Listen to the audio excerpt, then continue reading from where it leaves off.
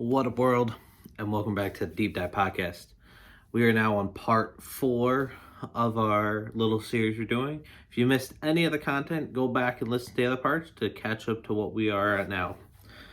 So, part 4, senior year, a time of excitement, joyous, last first, and then it all bundles down to realizing that you're about to take the next step in your life. And that could be whatever. But before we get to the end, we got to get to the beginning of senior year. So, senior year, let's see.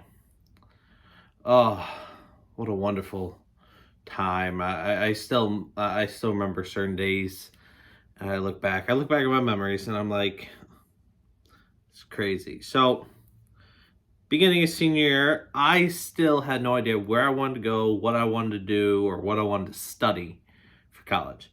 So, my mother, love her to death, and I'm thankful for everything she's done to help me.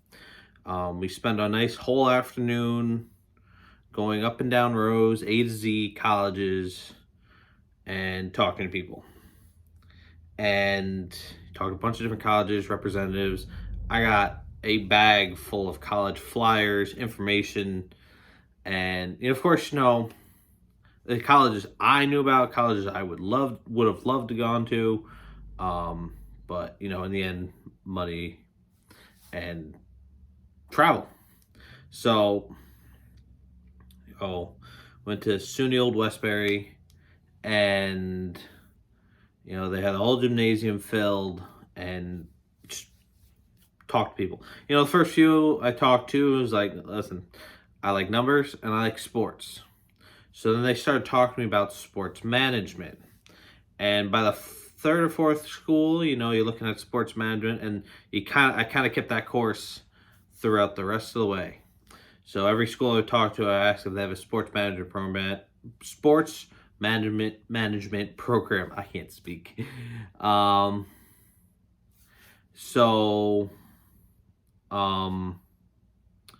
I said, ended the day with this whole giant bag of flyers. And, going through the PSAs, PSAT, not PSA. PSA is a card grading company, but PSAT, the SATs, all that stuff. And I was never good at taking tests. And, I don't even know, I think it was like 9 something.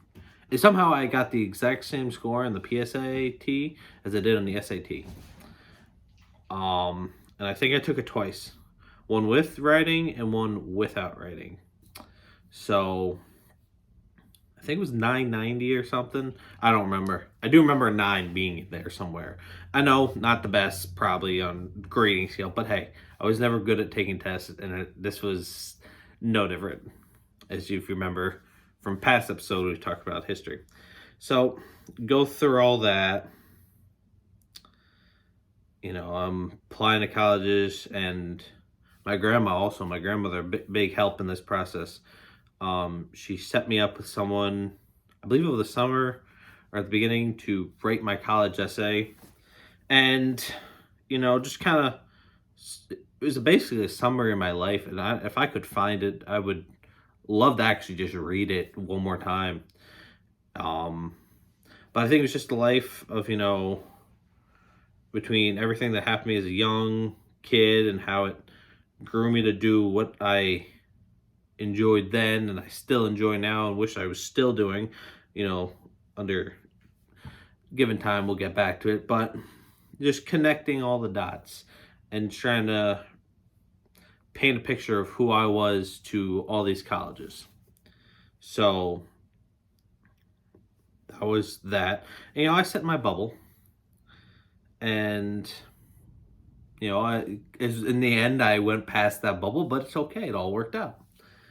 So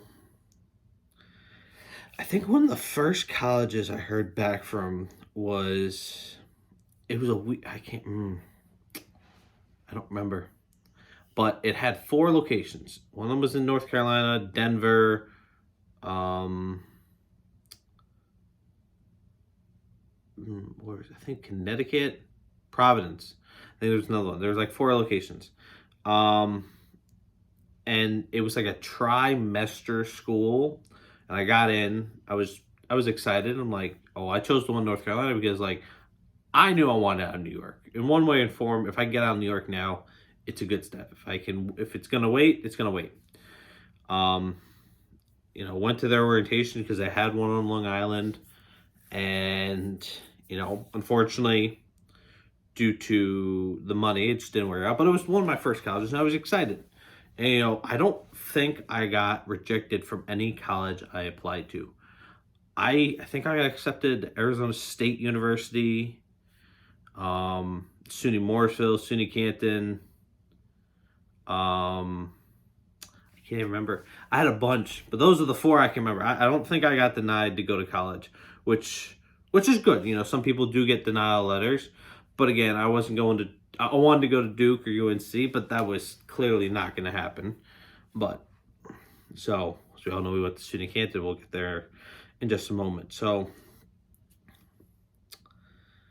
went through the whole year. Now I'm gonna warn you when I say this. I am going to use names here right now. Only for the fact of you'll understand the story better instead of me saying he or she. And I apologize in advance to this person for using their name without really them knowing. But again, I don't even know if they follow me on social media anymore. But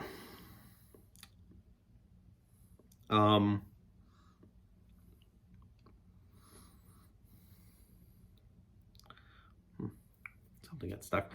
So something either happened at the beginning of senior year, at the end of junior year. This guy named Michael Mannix. He was an inspirational kid, in my positive words. He had high hopes, and for his hopes, it's a lot for some people, but he had aspirations and goals, and he could definitely do it. I felt like he could. I supported him, but unfortunately, something. So if y'all remember the group I'm in, the top percent, there's that 12 girls and guys, and so he ended up, and I apologize for any visual effects here in saying this, but I only found about this after the fact of something that this ended up happening. He was recorded sucking some toes, and it got spread around the whole campus, high school campus.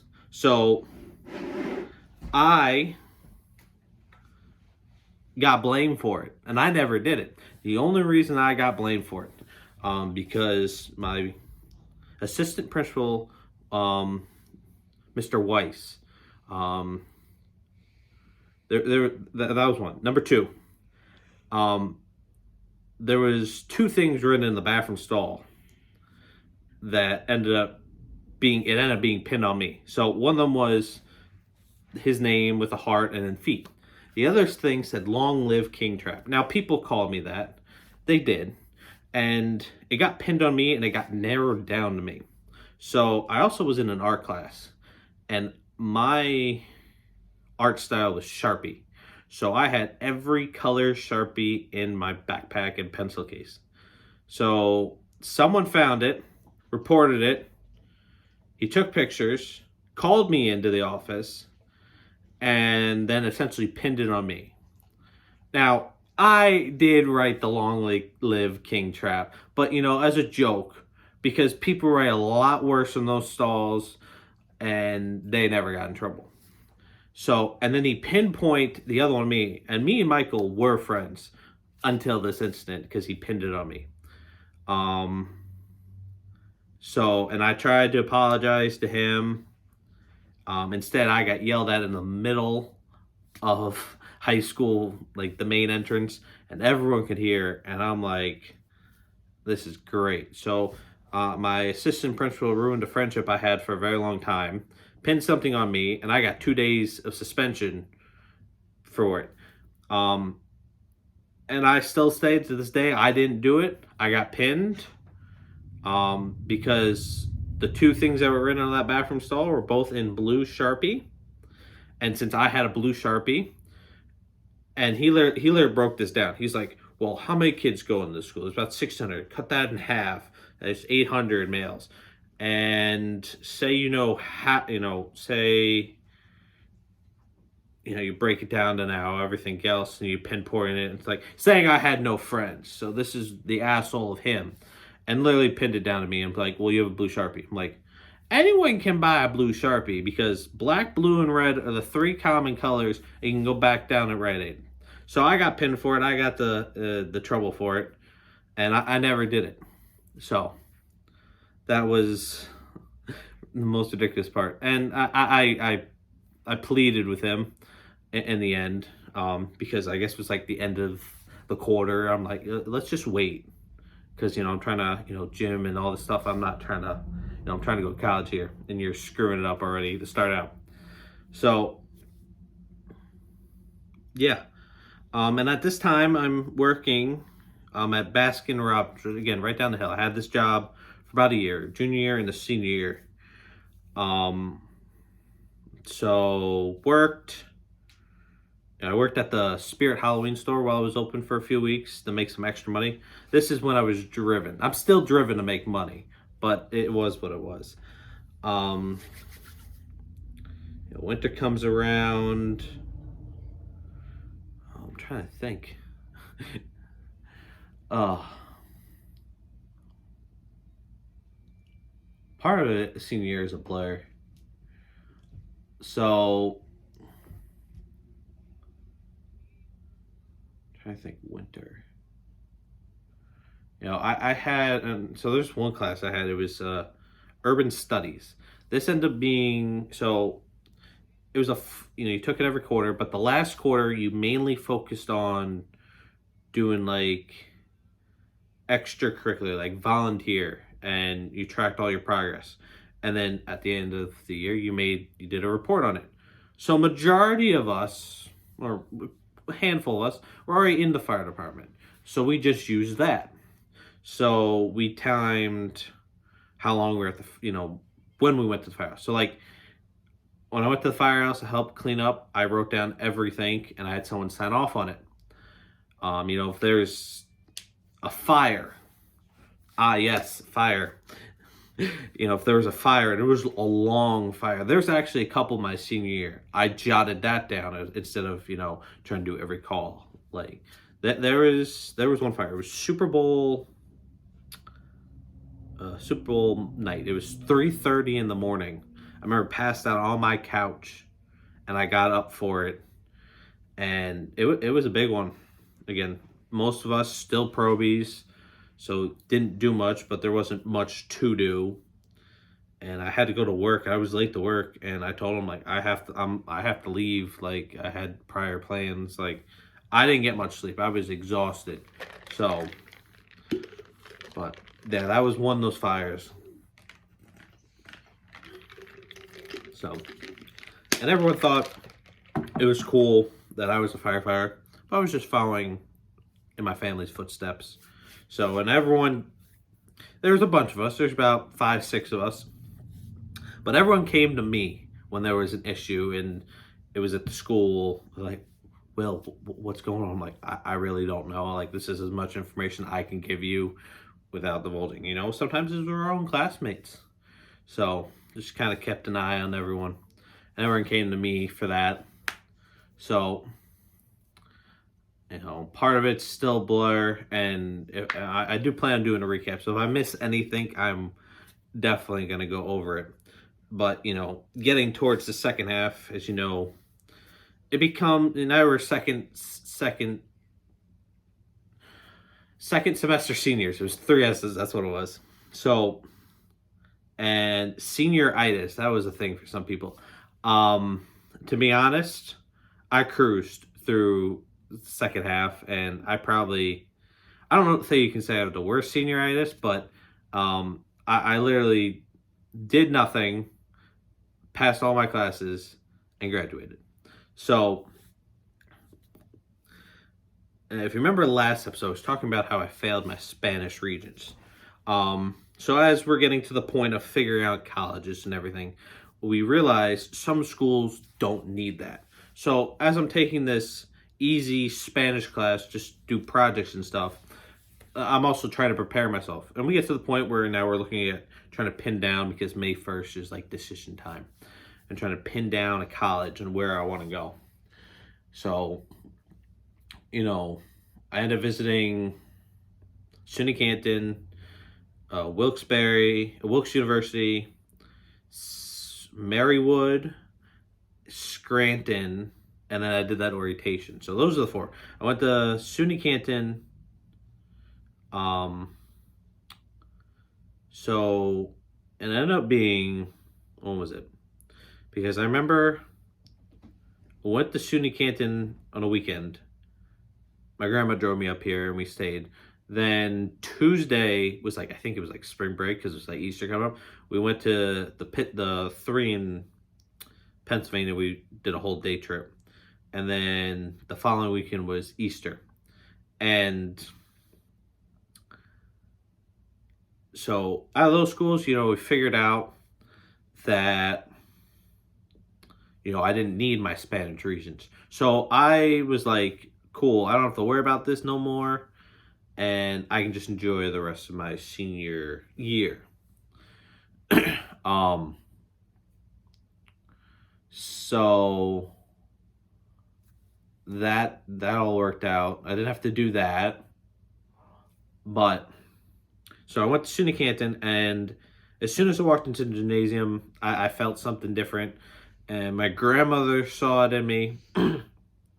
She put a down deposit for me going, and it was essentially set. But I told her, hey, I still have these other schools we're going to look at, get some information. She's like, it's okay. You do that. And then we went to her house for Easter. As soon as I walked in the door, she wanted an answer. And I'm like, at this point, I kind of, after looking at the money and all the information and breaking everything down, it was actually between SUNY Canton and Scranton University. I loved the campus. I really did. I loved the housing. I loved what they had to offer. It was just the fact of my major was a minor. I had to take a major in business.